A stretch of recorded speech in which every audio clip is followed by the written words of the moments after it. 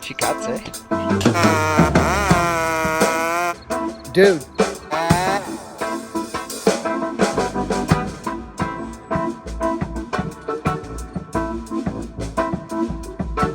But he's running with us home. How are you, buddy? Good to see you again. So he actually, what he is doing, friends, the hydro line on a main road is like right there. Like you can actually see the telephone pole, and that's a little road that runs down there. And this tree, it actually, well, look at it. It was topped many years ago, so it's got big, huge snow load breakage limbs on it. And I told Kev, I says, just give me a holler when the hydro comes in and drops the line. And it happened to work out just perfect for today. It's a good day. But those school marms, friends, they're literally busted and hanging out off the tree, and they're going to bust off at some point. So there's no point. So he's got the line down. We're gonna throw an undercut and a back cut and throw that over across there. We'll get set up in a minute. How you doing, Kev? I'm doing great. So what do we got here? We got a tree that is gonna actually, these tops are gonna break off and smash your house. Yeah, not looking too good. So we're not gonna have that happen here. Deal, friends, I got Pavarotti with me today. I wanna give Pavarotti a run. I ran the 572 yesterday, which you will see coming up soon to the channel. But this gentleman has got a hydro pole coming in. They had BC Hydro come in and disconnect the line today, and he called me. He said, "Bucking, the line's down, come if you can." I said, "I'll be there," and that's what we're doing now. I'm just gonna investigate the stump. This tree has got a lean, as you can see by Kev, by showing people, it's right at the house. The lean is actually right on the house. Well, we can put it side hill, but I just wanna quickly investigate this just to make sure we have got like a sound stump, which I'm thinking we probably do. It feels sound. So I'm gonna get down to the bark.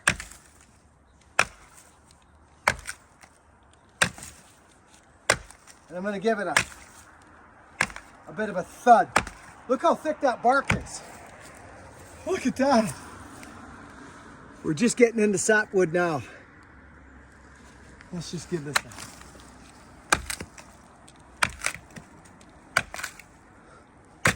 Look at that.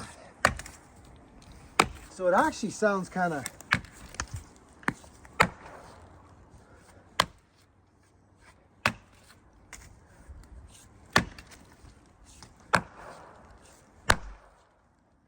Good enough for me.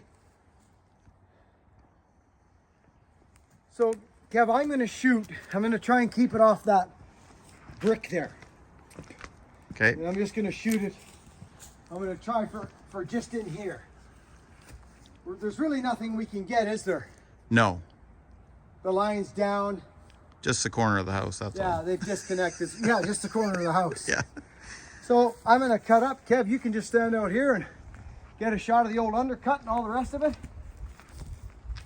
Watch the master at work. Well, I don't know about that. I haven't started this saw in a while, so this will be interesting. You know what I've been doing lately, friends? I've been doing this with these old saws that run on a pulse line. I know I've talked about this before, but what I've been doing is this. Kind of just getting the flow going, starting the pulse before I start ripping on it. So it's just something just like this. And each time I do that, it's sucking the pulse line and getting fuel up to the carburetor. So I think it helps the starting process. We've got it choked. It's turned on. This saw does not have a decomp button. It's Pavarotti, made by the fantastic, famous Iron Horse. And we're gonna start it and cut this tree down.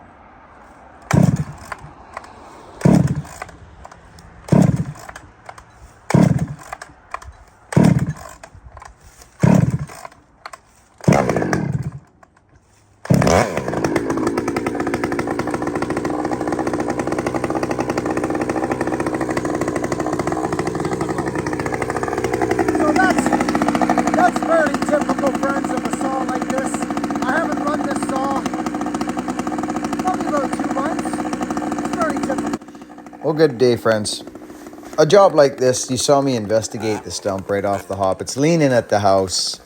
And, you know, I just need to get certain things inside my mind before I sink a saw into this thing that's leaning hard to the house. You saw those school marms.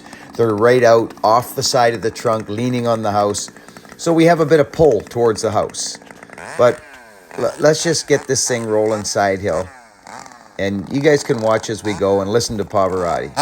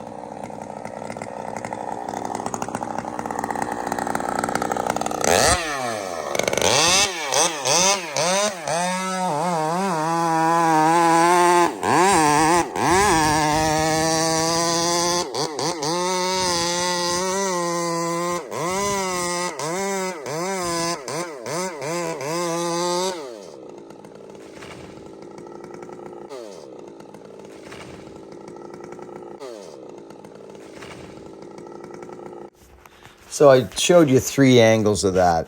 There's a bank on the left, like a big bank that goes down to the road, and a huge pile of mud. And there's a spot where the pole's going to go. You'll see there's a little stake there. So I just had to drop it in between those little structures without slamming the house and without losing it, you know, getting it too close to the bank there, as you can see on my left, and keeping it on his property. So it come out nice, and we're just going to skin it and service it.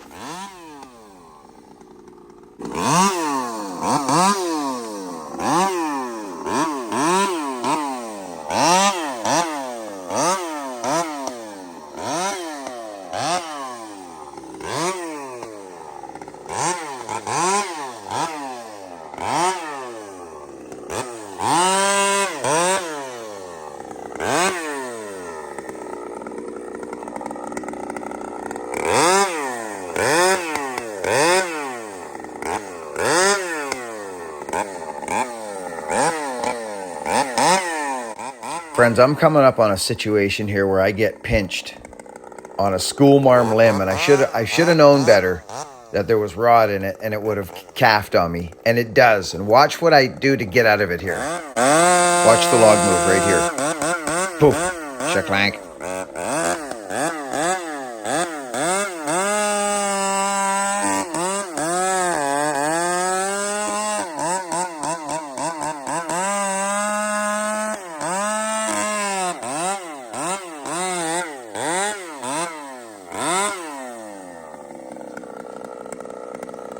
Friends, I left that in there for a reason, and I want to talk about it. I see a lot of, well, I don't want to fall into this category of people knocking each other on the internet, but I see a lot of so-called professional cutters. When they get in a situation where they get pinched, the first thing they do is plant the front foot and reef on the saw. They're pulling on the saw. Don't pull on your saws. You know, little bits of tugging and moving and rocking back and forth is what you do. But if you're pinched, you're pinched. You got to find another way out. But the best way to do this is keep your finger on the trigger. Keep the chain moving, because if it stops, it's really hard to get it moving again. Chain speed is your friend here. Keep it moving. You'll notice even when I'm repositioning, I'm keeping the chain moving, because I know if it stops and's got me pinched, you're done. Now you're at the mercy of rocking it back and forth. Don't pull on your saws, friends. It's a sign that whatever. You haven't been trained properly. Your mentor was either rough or he didn't teach you. So I see it a lot on the internet, and it's something I always bring to attention to not do.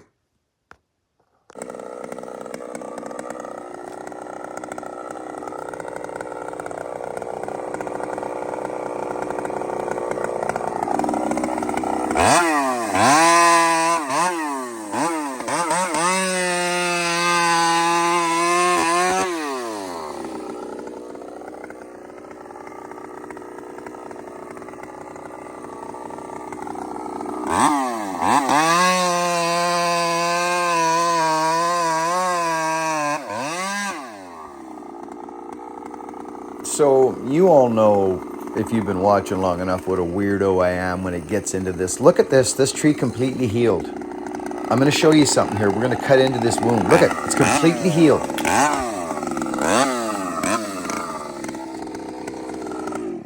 That's a completely healed wound from a topping wound. So Crazy.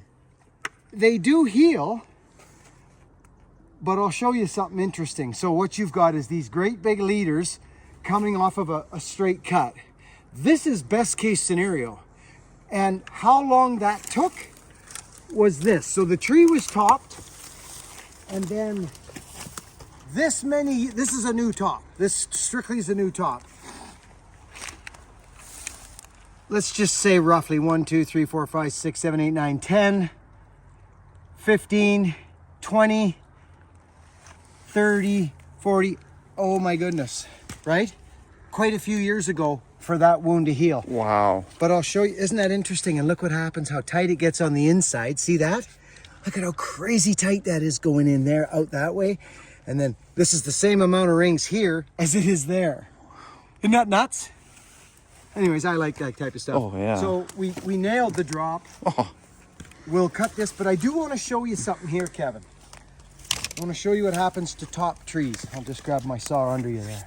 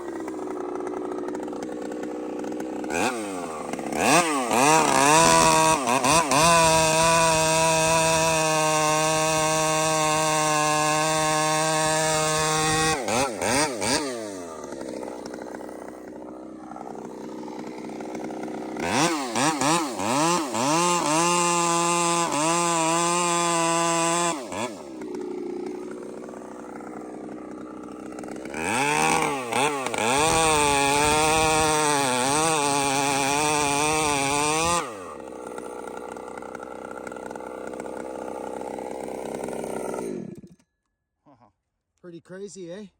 So this is all obviously the rot, the last few limbs. And it wow. Look at how tight that grain is. wow. So this tree healed quite well as far as topping goes. Isn't that neat? That's really cool. Yeah, it's pretty cool stuff.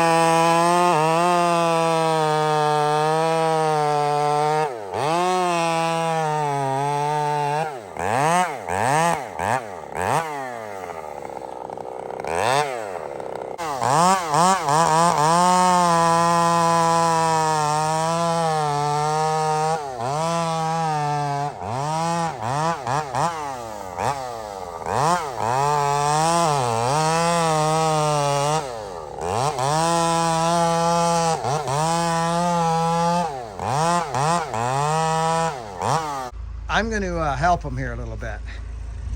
As you can see, the sap's pouring out of it, and there it is. But I'm going to buck this. There'll be nails in it. I'm sure there will be. It's so close to the house. We'll probably hit nails. But I'm going to buck it all the way to the ditch, and then he can load it out with the backhoe.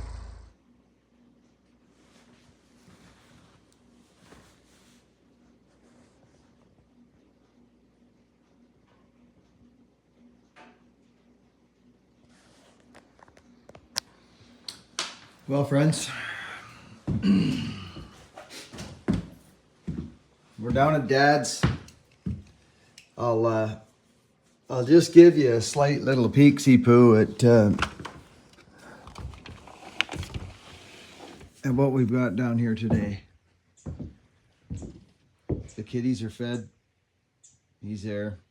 She's there.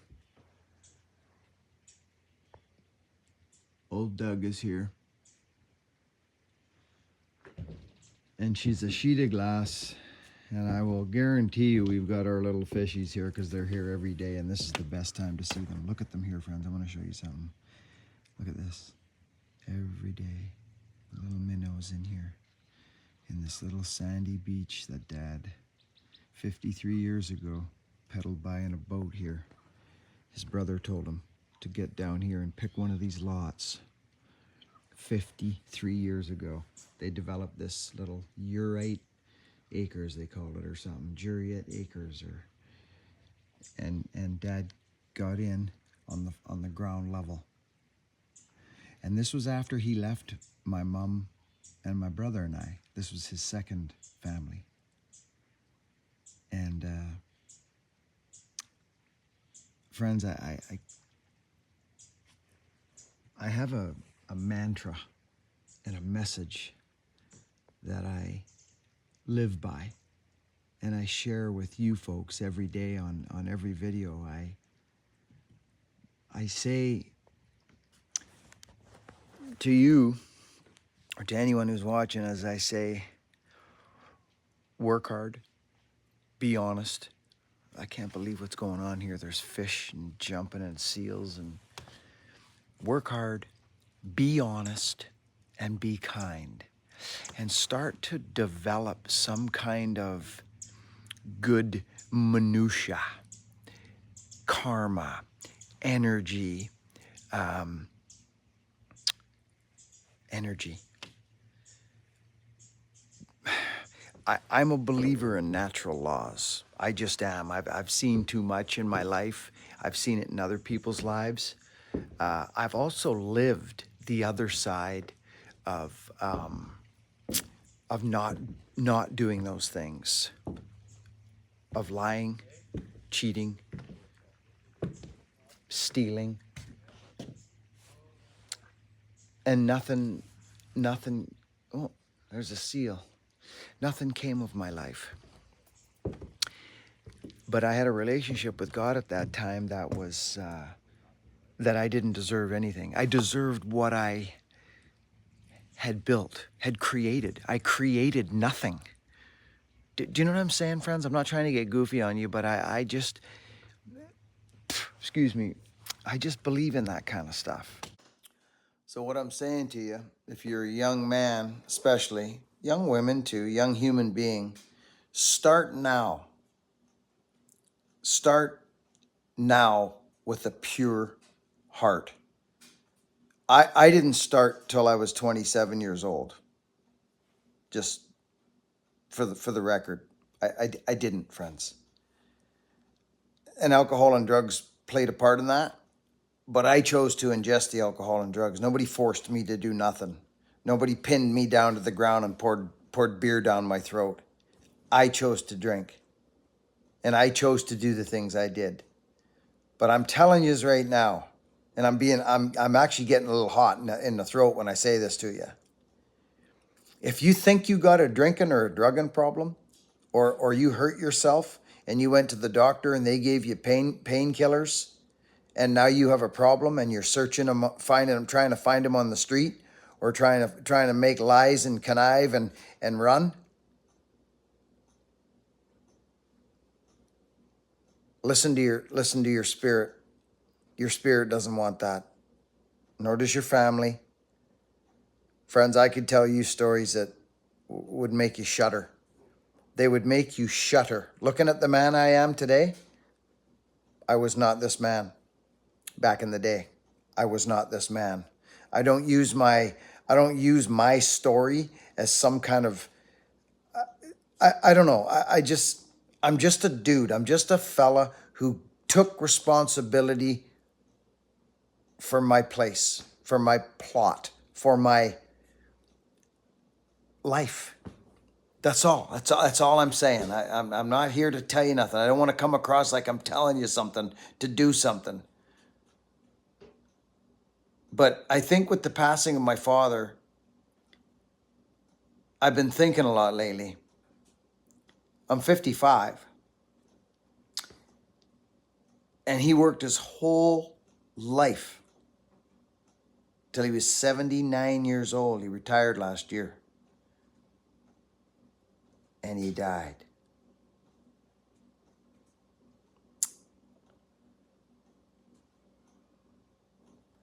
Work hard, be honest, and be kind. And go over and check out the Iron Horse who's building my 371.